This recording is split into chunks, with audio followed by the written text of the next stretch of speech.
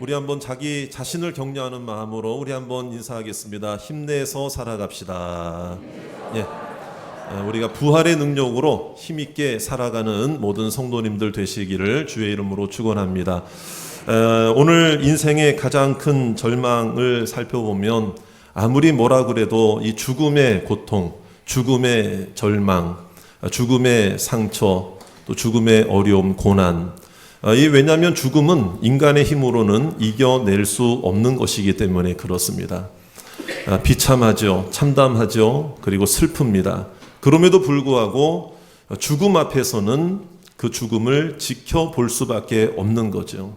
그저 받아들일 수밖에 없는 거예요. 인간의 힘으로는 죽음을 바꿀 수가 없습니다. 죽음을 인간 스스로는 해결할 수 없는 거죠.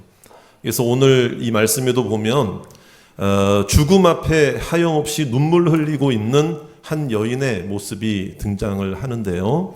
그게 바로 나인성이라고 하는 곳에 살고 있던 한 과부가 있었습니다. 그런데 오늘 보니까 누구의 장례인가 하면 누가 죽었습니까? 오늘 말씀해 보면 누가 죽었죠? 자기 아들이 죽었어요. 그것도 하나밖에 없는 아들이에요. 이 여인의 슬픔, 그저 아무것도 할 수 없으니 눈물만 흘리고 있는 거예요. 그런데 오늘 그 여인의 이 안타까운 심정을 또 상황을 잘 드러내고 있는 말씀이 오늘 12절에 나와 있는데요.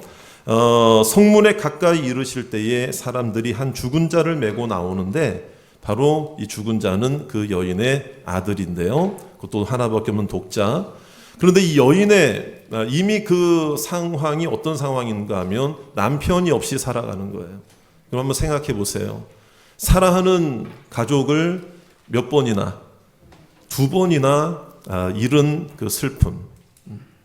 그러니까 남편이 없는 상태에서 하나밖에 없는 아들 의지하며 살다가 여러분 그 아들마저 세상을 떠나게 되었을 때에 이 여인의 참담한 슬픈 심정을 여러분 한번 생각해 보라는 거예요. 그러니까 이 여인의 마음을 다 알았는지 오늘 말씀해 보니까 이 여인의 그 슬픔을 동참하고 있는 많은 사람들이 있었다는 거죠. 시신도 메고 가는 사람들도 있었고요. 자, 그런데 이제 예수님의 행렬과 마주쳤습니다. 그러니까 예수님께서 어느 누구도 이야기하지 않았는데 먼저 그 여인에게 다가가셔서 하시는 이야기가 뭐냐면 저를 따라 하실까요? 울지 말라. 네, 울지 말라. 울지 말라. 자, 그렇다면 여기서 어떻게 보면 이 장례를 당한 어떤 죽음을 당한 맞이한 이 가정에 어떻게 보면 다른 사람들도 할 수 있는 이야기잖아요. 울지 말아요. 울지 마세요. 어떤 분들은 또 이런 얘기를 해요. 실컷 우세요. 어떻게 보면. 자, 이거는 뭐 울지 말라, 울어라 라고 하는 차원의 이야기보다도 뭐죠? 위로하겠다는 거죠. 동참하겠다는 거예요. 그 마음을 알아주겠다는 거예요. 근데 예수님도 동일한 말씀을 하신 거예요. 울지 말라. 자, 그러면 예수님의 이 울지 말라라고 하는 말씀은 다른 사람들이 했던 그 위로의 말과 똑같은 말이었을까요, 여러분? 그렇지 않다는 거예요. 예수님이 울지 말라 하시고 또 하나의 행동을 하신 것이 있는데 그게 뭐냐면 이 죽음을 맞이한 이 슬픔의 행렬에 다가가셨어요. 그리고 그 시신이 있는 그 관에 예수님이 무엇을 갖다 대셨어요? 손을 갖다 대신 거예요. 손을 갖다 대신 거예요. 자, 이 행동을 우리가 어떻게 봐야 하느냐 이 말이에요, 여러분. 여러분 그 입장에서 한번 생각해 본다면요. 사실 이 예수님이 이러한 행동을 하시는 것은 사실 이러시면 안 되는 거예요. 자, 왜 그렇습니까? 지금 관에 손을 대었다는 얘기는 그리고 관을 메고 가는 사람들이 섰다는 것은 이 슬픔의 행렬, 장례 행렬이 더 이상 가지 못하고 멈추어 버렸다는 거잖아요. 이게 뭐 하시는 행동이에요? 장례를 방해하는 행동이에요. 여러분 한 번도 이런 생각 안 해보셨어요? 장례를 분명히 방해하는 거예요.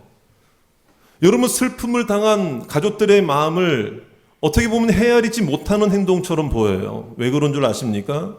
가뜩이나 슬픈데 어서 빨리 장례를 마치고 슬픔을 달래고 마음을 좀 추스려야 할 이 여인에게 어떻게 보면 그 장례 행렬이 멈추었다는 것은 이거 여간 힘든 일이 아니잖아요.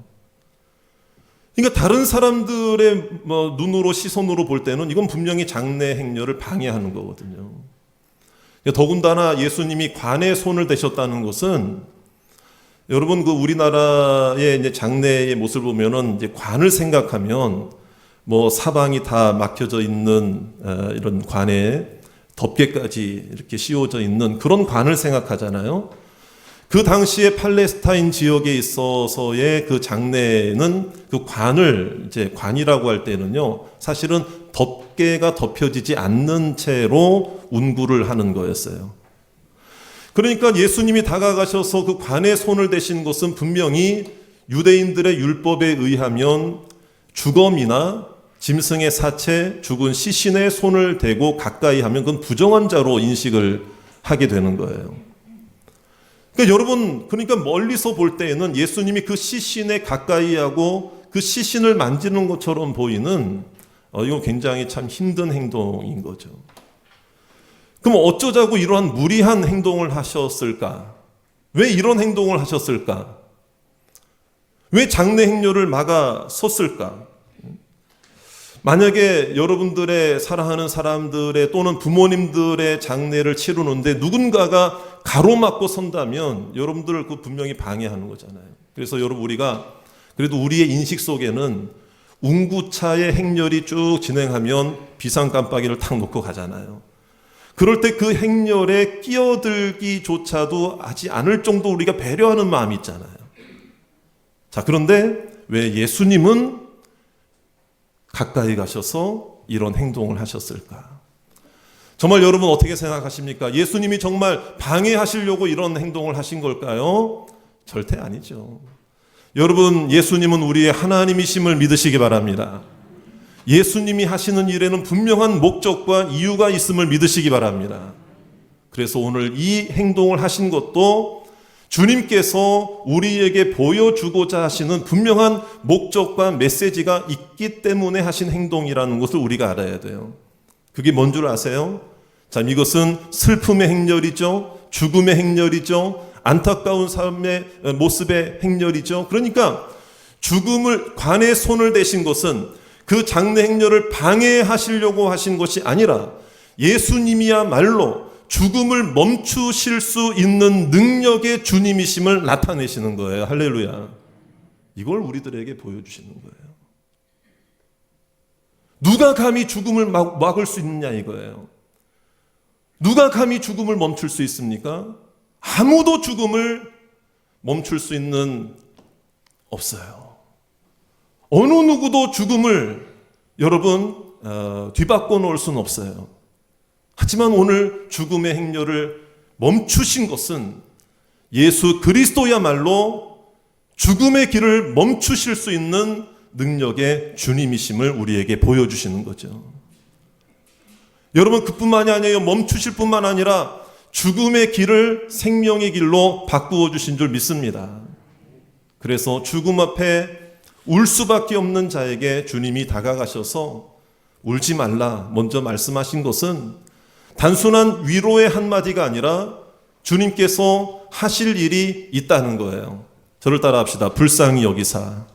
불쌍히 여기셨다는 말이 어떤 의미인가 하면요, 다가가신다는 거예요. 다가가신다. 그 다음에 내가 하겠다는 거예요. 그리고 바꾸어 주겠다는 거예요. 그 마음을 아신다는 거예요. 이게 바로 불쌍히 여기시는 거예요. 여러분 우리는 때로는 우리의 삶에도 죽을 지경의 마음이 있을 수 있잖아요. 그렇죠? 내 삶이 죽을 지경입니다. 내 마음이 죽음 상태입니다. 내 가정이 죽음 상태입니다. 하루 벌어서 먹고 사는 거 정말 힘듭니다. 나 죽음 상태입니다. 죽지 못해 삽니다. 이런 사람들이 많이 있잖아요. 우리가 주님께서 나를 향해서 멈추어 서셨다면, 나를 멈추게 하셨다면 우리는 그걸 방해로 생각하면 안 돼요. 하나님이 오히려 죽을 지경인 내 마음을 멈추시고 생명의 마음으로 바꾸어 주시기 원하시는 주님의 마음이 있음을 믿으시기 바라요. 여러분, 우리가 살아오면서 삶에 있어서 멈춘 적이 있습니까? 여러분, 하나님이 나를 방해하신 걸까요? 우리는 그런 생각하기가 쉬워요. 내 뜻대로 안 되고 내 마음대로 안 되고 내 계획대로 안 되면 하나님이 왜 나를 방해하십니까? 왜 나를 멈추십니까? 파란불만 보고 살아오다가 인생의 빨간불을 만나면 이거 어떻게 된 거지? 하나님 나를 사랑하지 않나? 왜 하나님 나에게 이런 시련을 주실까? 여러분, 사실은 그게 아니에요. 나를 오히려 죽음의 길로, 하나님을 모르는 길로, 예수님을 모르는 길로, 내 정욕의 길로 가고 있는 나를 멈추신 것은 나를 살리기 위한 주님의 목적이 있음을 믿으시기 바랍니다. 저는 모태신앙은 아니잖아요. 여러분들 몇 번 제가 말씀을 드렸죠. 초등학교 3학년 때부터 온 가족이 교회를 나오기 시작했는데, 사실은 그때 저희 가정이 좋은 일로 축복을 받아가지고, 또는 믿음이 완전히 새롭게 변화되고 예수님을 완전히 알게 되어서 그래, 예수님이 우리의 구원자구나, 우리 교회 다니자, 그렇게 해서 교회 다닌 게 아니에요. 처음에는요, 잘은 몰랐어요. 믿음이 세워지질 않았어요. 그런데 가정에 실패가 찾아오고 저희 부모님이 어려움을 만나고 힘든 일을 만나면서 주변의 권고와 주변의 전도를 통해서 교회에 온 가족이 함께 나가게 된 게 제가 초등학교 3학년 때인 거예요. 잘은 몰라도, 만약에 여러분 그때 우리가 생각할 때 죽음의 상태고 마음이 죽을 지경이고 힘든 상태였거든요. 저희 부모님도 마찬가지고, 그때 주님께서 여러분 그런 삶에 하나님께서 말이에요, 우리가 이제 이런 생각할 수 있잖아요. 하나님이 살아계시면 왜 나를 방해하십니까? 왜 나에게 계획대로 안 이루어 주십니까? 내가 원하는 대로 왜 안 이루어 주십니까? 불평 원망할 수 있어요. 자포자기, 낙심, 좌절, 체념, 여러분 그렇게 할 수 있어요. 하지만 그때 주님을 만나게 되어 하나님 앞에 나오게 된 것은 주님께서 우리를 방해하신 것이 아니라 새로운 믿음의 길로 변화시켜 주시기 위한 주님의 계획이 있었음을 믿으시기 바랍니다. 여러분들도 마찬가지일 거예요. 하나님이 멈추셨습니까? 하나님이 방해하신 게 아니에요. 여러분들의 계획대로 안 되고 있습니까? 하나님이 멈추신 게 아니에요. 하나님이 방해하신 게 아니라 나도 모르게 죽음의 길로 걸어가고 있는 나를 변화시키시고, 저를 따라 합시다, 죽음의 길을 생명의 길로 바꾸시기 위한 주님의 계획이 있음을 믿으시기 바랍니다. 그래서 여러분, 우리는 울 수밖에 없고 슬퍼할 수밖에 없는 누구나 마찬가지예요. 근데 주님은 그 행렬을 지나가지 아니하시고 멈추시고 생명의 길로 바꾸어 주시는 유일한 구원자이심을 믿으시기 바랍니다. 이 이후에도 야이로의 딸을 고쳐주시고 다시 살려주시고 죽은 나사로를 살려주시고, 여러분 이러한 모습을 보여주신 것은 단순히 어떤 한 사람의 육신을 살려주시기만 하신 것이 아니라 예수 그리스도께서 부활의 주가 되심을 우리들에게 보여주시는 거예요. 여러분, 살아서 믿는 자는 영원히 죽지 아니하고 예수 그리스도를 믿는 자는 죽어도 사는 축복을 얻게 될 줄 믿습니다.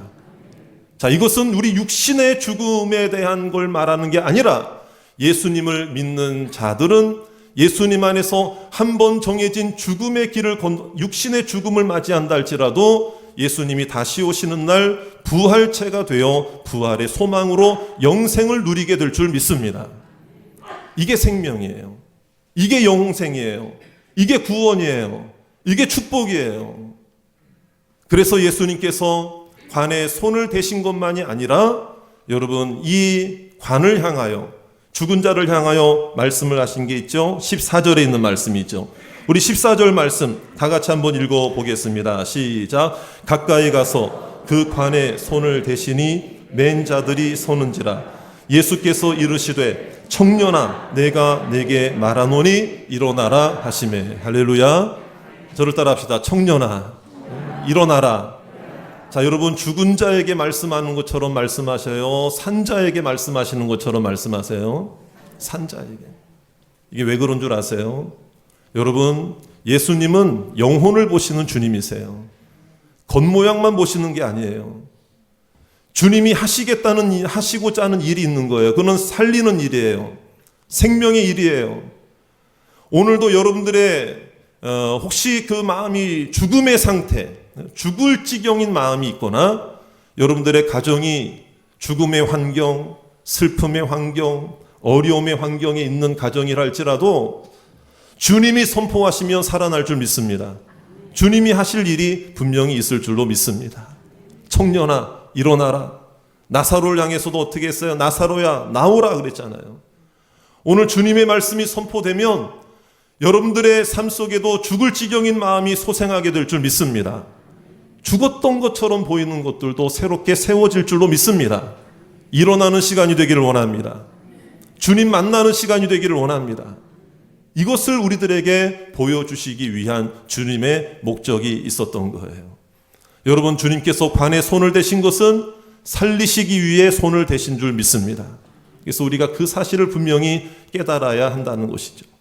자, 그 다음 말씀도 볼까요? 15절에 있는 말씀이에요. 어떻게 되었습니까? 죽었던 자가, 시작, 죽었던 자가 일어나 앉고 말도 하거늘 예수께서 그를 어머니에게 주시니. 여러분, 살아나서 당연히 그럼 어머니랑 같이 갈 텐데 왜 주시니라는 말씀을 하고 있는가? 자, 이것은 뭐냐면 이 생명조차 누가 주신 거라는 거예요. 저절로 살아난 게 아닌 거예요. 우리가 살아나게 된 거, 예수 믿게 된 거, 영생을 가지게 된 거, 부활하게 될 소망을 가지게 된 거 모두가 전적인 하나님의 은혜인 줄 믿습니다. 내가 가질 수 있는 게 아니에요. 여러분들의 가정에 죽음이 바뀌어 생명이 되었다면 하나님이 주신 은혜인 줄 믿습니다. 주셨다라고 할 때 대가를 받고 주셨다는 의미가 아니라 헬라어 원문을 보면 값없이 주셨다라는 의미예요. 주님께서 우리에게 생명 값없이 주셨어요. 가정의 평강 값없이 주신 거예요. 여러분들의 삶의 소망을 값없이 주신 거예요. 예수님이 우리의 소망이 된다는 것을 우리가 이 말씀을 통해 분명히 알아야 된다는 것입니다. 사랑하는 여러분, 지난 세월 모든 세월들을 돌아볼 때, 또 지금 현재의 모습을 돌아볼 때 우리가 한번 생각해 보자는 거. 여러분들은 지금 어떤 길로 걸어가고 있느냐? 여러분, 죽음의 길로 걸어가고 있습니까? 아니면 생명의 길로 걸어가고 있습니까? 아니, 나는 생명의 길로 걸어가고 있습니다. 그래도 나 예수 믿고 구원받은 자로 살아가고 있으니 얼마나 감사합니까? 이런 생각 들 수 있어요. 그렇지만 우리 옆에 있는 가족들을 한번 보자는 거예요. 아직도 주님을 깨닫지 못하고 자기가 가고 있는 길이 죽음의 길인지 모르고 사망의 길인지를 모르고 방황하며 헛된 인생길을 걸어가고 있는 불쌍한 영혼들이 있다면 오늘 그들에게도 주님께서 손을 대어주시며 멈추어 주실 줄 믿으시기 바랍니다. 여러분, 그거를 주님이 방해하시는 거로 생각하시면 안 돼요. 주님이 간섭하시는 거예요. 그래서 우리가 오늘 이런 기도를 해야 돼요. 하나님, 죽음의 길로 걸어가고 있는 내 가족들이 있다면 주님 제발, 주님 그들을 멈추게 주시옵소서. 생명의 길로 걸어가게 해 주시옵소서. 저는 여러분들의 가정이 생명의 가정으로 바뀔 줄로 믿습니다. 주님의 이름을 선포하시기를 원합니다. 부활을 선포하시기를 원합니다. 나를 살리신 주님이 우리 가정의 주인 되심을 믿으시기 바랍니다. 슬픔 가운데 있는 자들이 예수님 때문에 일어나게 될 줄 믿습니다. 절망 가운데 있는 분들이 죽음의 길이었다가 생명의 길로 바뀌는 축복이 있으시기를 주의 이름으로 축원합니다. 어떤 분들은요, 꿈이 죽었다고 그래요. 자기의 꿈이 죽었대요. 자기의 소망이 죽었대요. 지금까지 살아왔는데, 한 길로 살아왔는데 살아와 보니까 모든 게 후회로 남더라는 거예요. 그래서 내가 목적도 잃어버리고 꿈도 잃어버린 채 일어설 수 없는 그런 상황 속에 있는 분들도 굉장히 많이 있더라고요. 보세요. 한 직장에 20년, 30년을 생활했는데 한순간에 그 회사로부터 따돌림을 당하고 이제는 그만 나오셔도 됩니다. 인생이 그냥 절망이에요. 절망이에요. 살아있다고 살아있는 게 아니에요. 여러분, 수십 년의 관계를 맺어온 그런 사랑하는 사람들과의 헤어짐, 이별도 슬프고 또 억울함, 분노, 배신감, 이런 게 굉장히 상실과 죽을 지경인 마음을 우리들에게 주고 있는 거죠. 여러분 혹시 예배 자리에 오신 분들 중에 아유, 제가 오늘 예배 드리는 게 아니에요, 이런 분들도 아마 있을지 몰라요. 밥 한 끼 한 끼 먹는 것도 내가 오늘 밥을 먹는 게 아니에요, 이런 마음을 가지신 분도 있으실 거예요. 그러나 분명히 오늘 우리는 여기서 포기하면 안 돼요. 내게 다가오시는 주님이 계심을 믿으시기 바랍니다. 나의 죽음의 상태에 있는 이 마음을 주님이 만져주시고 계신다는 것을 분명히 깨닫기를 주의 이름으로 축원합니다. 그러므로 우리도 주님의 소망을, 주님의 능력을, 주님의 힘을, 주님의 부활을, 주님의 생명을 하나님 내게 허락해 주시옵소서. 그래서 오늘 믿음으로 선포해 보자는 거예요. 여러분, 우리의 연약함을 보고, 여러분 우리의 모습을 보고 나약함 속에 있지 마세요. 오늘 주님은 나에게 분명히 힘을 주실 줄로 믿습니다. 분명히 은혜를 허락해 주실 줄로 믿습니다. 여러분, 목사라고 해서요, 다 살만하고 다 아무 문제 없고 힘든 일 없고 그런 게 아니잖아요. 때로는 마음이 힘들 때가 있어요. 그럴 때마다 여러분, 주님이 내 소망이 되신다는 것을 분명히 믿을 때 하나님이 새 힘을 허락해 주실 줄 믿습니다. 오늘 그런 부활절이 되자 이 말이에요. 단순히 종교적으로 의식적으로 1년에 연례 행사로 드리는 부활절이 아니라 내가 살아나는 부활절이 되게 해 주시옵소서. 내 마음이 살아나는 부활절이 되게 해 주시옵소서. 내 가정 살아나게 해 주시옵소서. 내 자녀들 살아나게 해 주시옵소서. 믿음으로 선포하시는 부활의 소망을 따라 살아가시는 저와 여러분들 다 되시기를 주의 이름으로 축원합니다.